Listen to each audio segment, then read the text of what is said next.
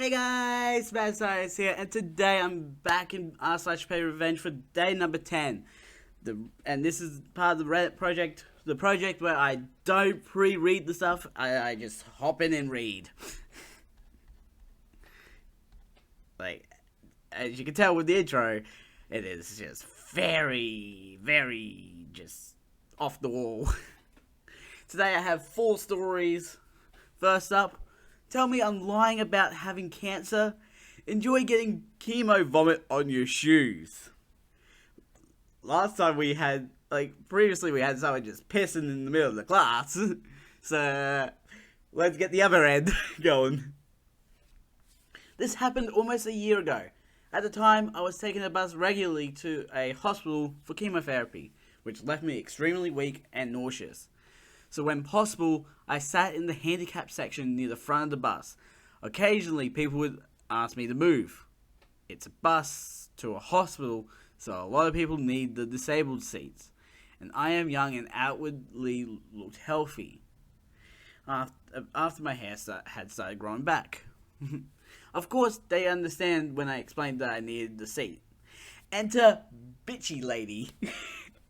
A smartly dressed woman in her 60s. She asked me for my seat, and I explained that I had just had chemotherapy and that I needed the seat. She calls me lazy, calls me a liar, and tells me that I don't look sick. I am too exhausted and nauseous to deal with this bullshit. I've been trying not to throw up for the last half hour. Fuck it, I decide, and aim. Ooh. Is it gonna be like the phone that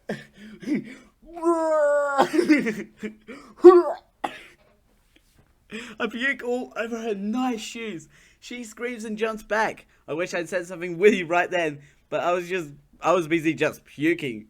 She stood quietly, red-faced, at the other end of the bus and left me alone after that. In retrospect, I feel like an asshole for making the bus driver clean up my puke. I was too much of a wreck to help. I could barely stand up. Though I did apologize to him. It was a spur-of-the-moment decision. I didn't really think that consequence through. But damn was it satisfying to puke all over that bitch. Hey, the person's been cancer-free. Like, they've been cancer-free for 6 months. Not a big deal in the end.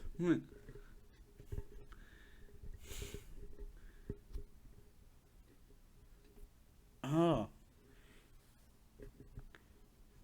Oh. Okay. Oh, nice little way to plug supporting people with cancer by donating blood. I could not do that because I'm afraid of needles. No, I'm not kidding about that point. How I made bratty Thumbelina stop flirting with my boyfriend. Thumbelina, I don't even remember that. I know it's not related to Tinkerbell and Neverland. Or is it? Back in high school, I dated a guy who we'll call Jared. After school, Jared and I would hang out at his place with a group of 3 to 5 friends. One girl in our group of friends was interesting. We'll call her Trixie. Trixie was a petite girl whose entire personality revolved around being cute and petite. Also, despite being in a relationship herself, she was clearly into Jared. She would claim that things were too heavy and ask only him to carry them, comment on how tall he was compared to her, ask him for piggyback rides, just general nonsense that made us both sort of uncomfortable. I wouldn't tolerate this now, but we did at the time because we liked hanging out with her boyfriend. Well, it being that time of the month, I bought a new box of tampons to keep under the sink. It was one of those variety packages that includes different sizes. Important for later. Later that afternoon, I went to grab one and noticed that 6 or 7 of the light tampons were already missing. What the hell? Then I realized Trixie had been going to the bathroom a lot. Being so aggressively petite and adorable, I guess she considered it beneath her to use regular tampons. We hung out the next day. She finished all of the light ones. I was wondering what she'd do when she approached me off to the side and asked if I had any more. I quietly told her no, sorry, but she could always use a bigger size, so she wouldn't have to change them so often. She answered very loudly, looking right at Jared. I can't use those jumbo tampons like you. I'm way too tiny. What the hell? I guess she thought it would sound sexy or something. Yep, just out loud to the males. So what did I do? I hid the entire box of tampons in his room and replaced it with a box of diaper thick maxi pads that only I wear to bed. Next time she went to the bathroom, she was in there for a long time, probably searching for the tampons I'd move. When she finally came out wearing one of the diaper-sized pads, she crinkled like a fucking newspaper wherever we walked. Jared, knowing full well, asked the room at large, "What's that sound?" Let's play the game. What's that sound? She left shortly afterward. She's also cold-shouted me from then on, which was just an added bonus as far as I was concerned. As a cherry on top of the cake, I heard through the grapevine that she's gained at least 50 pounds since high school. Hopefully she's found a new personality trait or two. One of those probably being just fat. I should fat shame.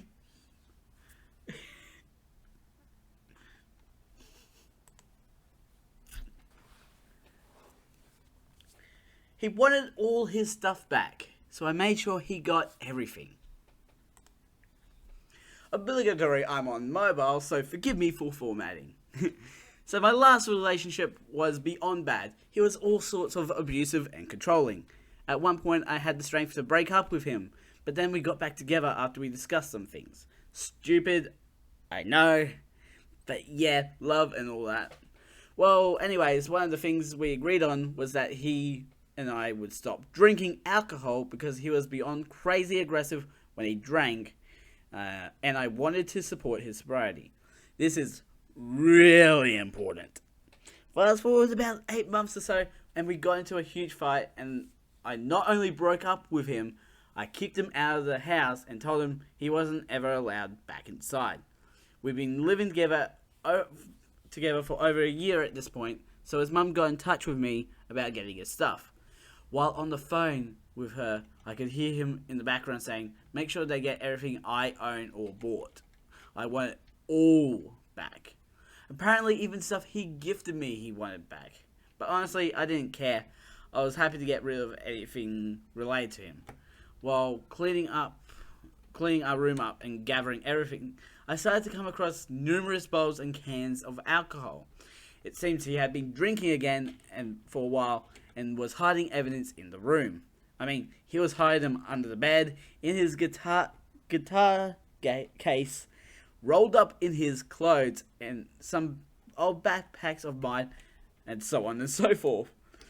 He had said he wanted everything of his, so any bowl and the few unopened cans I found went straight into one of the garbage bags of his stuff. By the time I had gathered everything up, I had 3 bags of stuff and one that was basically all just the alcohol. Dropping them off was just so satisfying. He actually called moments after I left his parents' place, ranting about how petty and immature I was being. My response? Well, you wanted all of your stuff back, and those definitely weren't mine. Plus, I figured you probably need a drink to deal with the breakup. I probably ended the call and blocked him on everything. Most satisfying thing I've ever done.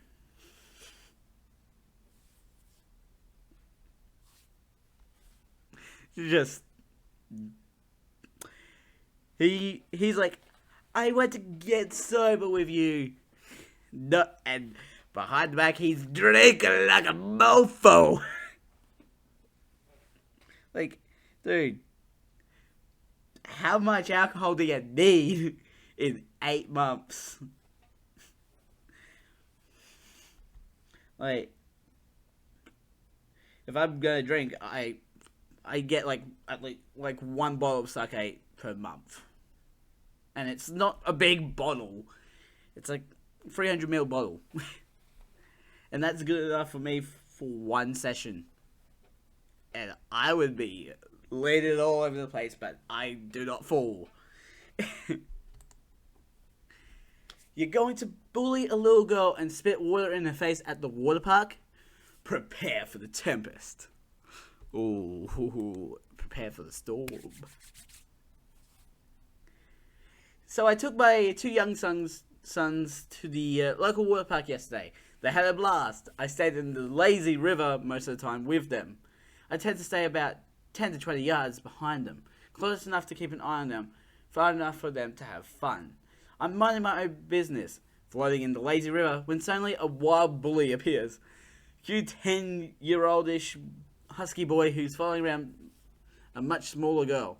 I'm observing over the course of a few laps of the river as this little turd boy is constantly teasing and intimidating this little girl that's like half his size. I lapped him. I'm now right behind victim and bully. My own son's constantly in my view, and I get close enough to hear bully talking trash to his victim, trying to get her to leave the pool. She is visibly scared and trying to get away from him. There are no accompanying adults with these children. This is when I see the bully take a mouthful of water and flat out spit in the girl's face. That's rude. At this point, I'm like, you did not. And I go into action. Things are crazy and hectic because we're surrounded by people in a loud water park, so I know I can get away with this. Just loud enough for him to hear me. I say to the bully from behind him, "Hey!" Bully turns around and I proceed to go full E. Full E? What? Oh, full E Honda. E Honda, palm slashing right in his face. After about 6 seconds of splashing towards level water in his face, Bully is coughing and girl is 10 yards ahead near my sons. My work here is done. I proceed to say nothing and pretend nothing has happened. Bully stands shocked, catching his breath in the lazy river as the hapless water-going masses float past, oblivious. 10 minutes later, Bully is gone and victim has returned to merriment. I think the lifeguards saw me and just didn't care. See how the grown-ass man sees kid bullies spitting water in a little girl's face. Grown-ass man splashes Bully in the face until Bully is coughing. 10 out of 10 would recommend. You're not doing a person harm if it's just water.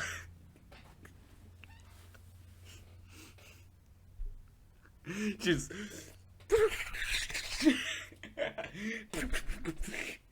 I would love to see that happen. Because it's not harmful at all.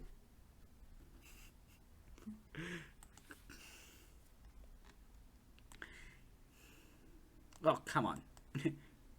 Anyways, I'm going to be ending this episode here. Links will be in the description to my main channel and also this channel, the one that you're on right now, watching this video. Also, links on the screen to the playlist. We're like 41 episodes into this craziness. And the link to the last episode. Don't forget to subscribe and hit the notification bell so you know when the next video comes out. Ding, ding. I'm Mad Scientist. Mad Scientist